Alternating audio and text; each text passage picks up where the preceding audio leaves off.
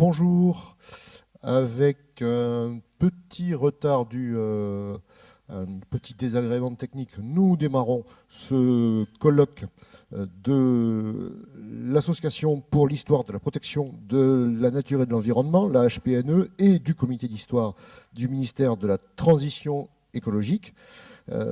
Vu son programme, ce colloque sera riche d'enseignements, mais le tout premier de ces enseignements, il est déjà acquis, c'est qu'en dépit des vents contraires et en dépit des contraintes de toute nature liées à la situation inédite que nous vivons collectivement, ce colloque a été maintenu.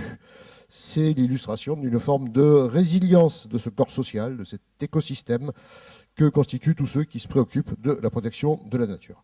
Colloque maintenu, mais évidemment avec des modalités particulières. Tous les intervenants sont présents ici, dans cet auditorium des Archives nationales, et les participants non intervenants, vous êtes à distance, vous êtes devant votre écran, mais pas passifs pour autant. Vous avez sur votre écran un outil de clavardage qui vous permet d'intervenir à tout moment.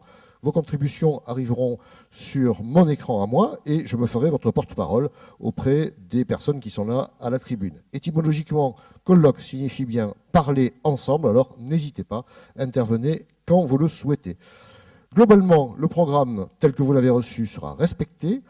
Quelques communications, toutefois, ont dû être annulées ou aménagées. Dans la session 1 de ce matin, l'intervention de Céline Chadnas sur l'évolution des pratiques de gestion de la nature dans les espaces protégés du littoral d'Europe du Nord-Ouest ne pourra pas être présentée.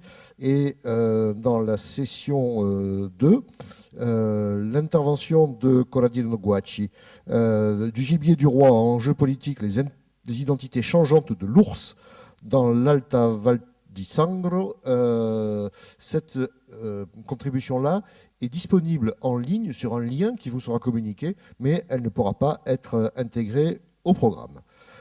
Il y a 4 annulations en tout, ça paraît beaucoup dit comme ça, mais 4 annulations sur une trentaine de communications programmées. Finalement, vu les conditions de travail et les contraintes que nous avons dû imposer aux intervenants, c'est finalement très peu. Et je tiens à remercier tous les intervenants de ces 2 journées pour leur coopération.